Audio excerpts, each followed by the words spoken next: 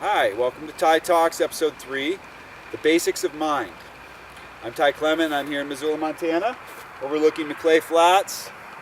This little diagram here with this pyramid I'm going to explain to you to give you a sense of the two ends to mind. Okay? There's one end of mind that's concerned with either or. That's survival mind, and in situations where a brontosaurus is coming at us, we have to decide whether to run for it or to put up a good fight with that brontosaurus. That's the one end. The other end of consciousness is not concerned with either or decisions. It's interested in all the information. It wants 360 degrees of perspective. It wants the whole truth, both sides of the story. That side of our mind is not so much for survival emergencies, but for all the great long-term planning and technology invention and all the other things that we do as humans. All the creation of fine culture, etc. Okay, so we are fortunate to have both ends to our intelligence like this, okay? And in this diagram, I've illustrated it as a pyramid.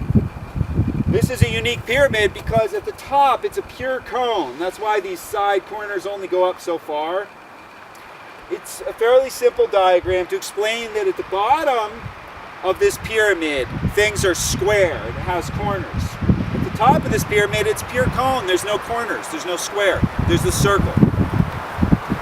So, what we have is, if this is a model of mind, at one end of our mind, we can see the whole picture. We call that the bird's eye view or the eagle's view.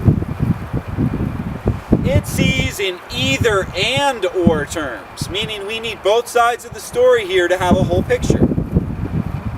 Down at this end, we're trying to divide things, to chop them into pieces and make neat squares or units out of them. At this end, we're thinking in either or thinking. This is a part of our mind that can discern and decide right from wrong, or basically any decision that has to do with a dilemma. At this part of our mind, we have the ability to eliminate one side of that dilemma and say, hey, we'll oversimplify a little, we'll call it this, we'll call it good. So that part of our mind is very useful for emergency decision making, as well as in leadership. We often need that part of our mind to decide this is what we're going to do at the end of the day.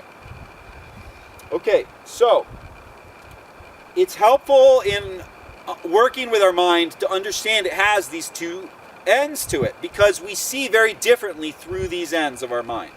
And the same person will see different perspectives through these different ends of their intelligence or mind. And further, some of us tend to see more often through one end of the mind or the other. So each person needs to know themselves. They need to know what the two ends of their mind or awareness are like, so that they can know that they're making a choice, hopefully, to be at one end or the other of that awareness, not to just automatically be in what's familiar, okay? So now I'd like to tie all this in with the yin-yang snowman I introduced in a previous video, because that yin-yang snowman is an important map for other discussions we'll be doing in these videos, and so is this pyramid. And I want the two maps to be linked in your understanding, because they actually illustrate very similar things. They're, I guess, overlapping maps. So let me bring up the yin-yang snowman now for you and continue the discussion. So when we speak of the part of the mind that's trying to determine either or, and that wants to find the right answer and eliminate the wrong answer, so the side of our mind that seeks singularity, we're talking about what I'm going to call today panic mind. And panic mind is a combination of righteous mind and childish mind. Righteous mind and childish mind both have the ability to see clearly what they want and clearly what they don't want. They are guided in that by emotions and strong feelings, as well as by principles and strong principles. But the bottom line is righteous mind and childish mind seek a singular answer to all questions. They want to know what's the right out of these two choices. Now, let's talk about love mind. Love mind is what I'm calling the combination of parent mind, or what I call in in the other video also integrity mind, but by that mind we're talking about an adult-mindedness that sees both sides of the coin and is patient, combined with child mind, which is the sweet spot of life where we discover and feel a sense of connection with all that is vital to our life. So with parent mind and child mind, we're able to see more of the whole picture with these parts of ourselves, and because of that, these parts of ourselves are not in such a hurry to eliminate parts of the story. They are comfortable with the whole truth. But these other parts, the panic mind parts, righteous mind and childish mind, they really struggle with the whole truth. There's half the truth usually that is either holding them accountable for something they don't want to be held accountable for, or which makes something that could be not ambiguous suddenly become ambiguous. And righteous mind and childish mind can't stand ambiguity. They like to know either or.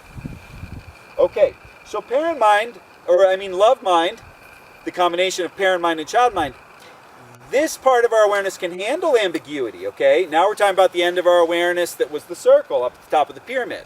We're talking about the part that wants to see all 360 degrees of perspective. It wants to see the whole truth before making decisions. Or on the child mind level, to have fun in life, it wants the whole truth at its disposal so it can fully engage with experiences. That means a holistic perspective must be there, a whole picture. Okay, so now we have a little bit of a sense of righteous mind and childish mind and the way that they seek singularity, and I call it panic mind because that's the fight or flight part of the mind as well.